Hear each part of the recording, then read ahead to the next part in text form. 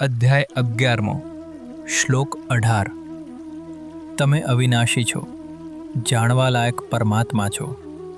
તમે આ બ્રહ્માંડના મહાન ભંડાર છો.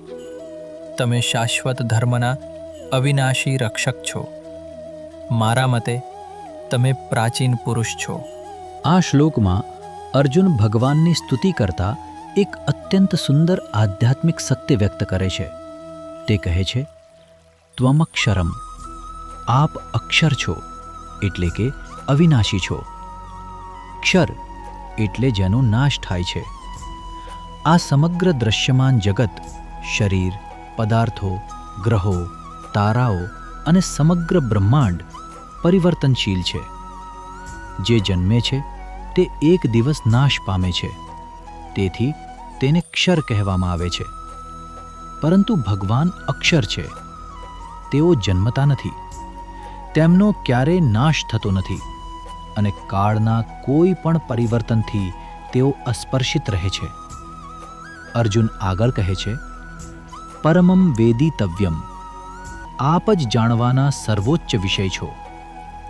માનવ જીવનમાં આપણે અસંખ્ય વિષયોનું જ્ઞાન મેળવીએ છીએ. એ બધા વિષય ઉપયોગી છે, પરંતુ એ બધા જ્ઞાનો મર્યાદિત છે. અર્જુન કહે છે કે જો આ જીવનમાં ખરેખર કોઈ એક વસ્તુ જાણવા લાયક હોય તો તે ભગવાન જ છે. કારણ કે ભગવાનને જાણવાથી બધાનું મૂળ જાણી શકાય છે. દરેક અનુભવમાંથી બધા બુદ્ધિશાળી લોકો પોતાના નિષ્કર્ષો એકત્રિત કરવાનો પ્રયાસ કરે છે, જે ખરેખર સાચું જ્ઞાન છે.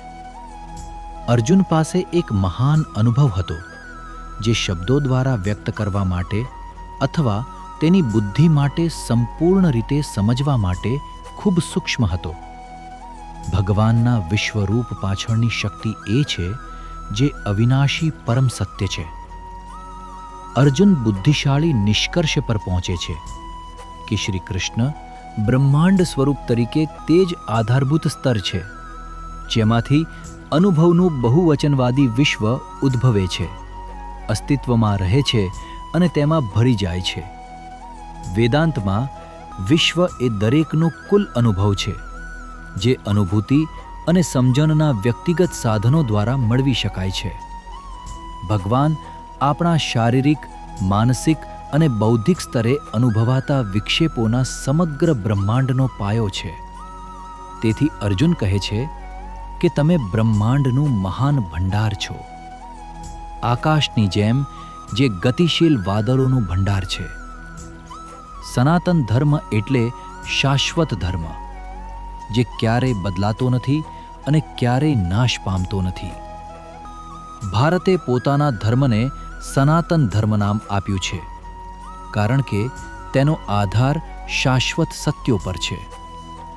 સનાતન ધર્મને સમજવા માટે કોસ્મિક નિયમો એક ઉત્તમ ઉદાહરણ છે.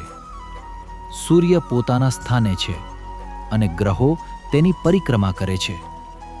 પૃથ્વી પોતાની ધરી પર સતત ફરે છે. તે જ રીતે અસંખ્ય આકાશ ગંગાઓ પણ પોતાના નિશ્ચિત નિયમો અનુસાર ગતિ કરે છે. આ સમગ્ર બ્રહ્માંડ એક અચૂક અને શાશ્વત વ્યવસ્થા હેઠળ કાર્ય કરે છે. આને જ સૃષ્ટિનો શાશ્વત નિયમ કહેવામાં આવે છે.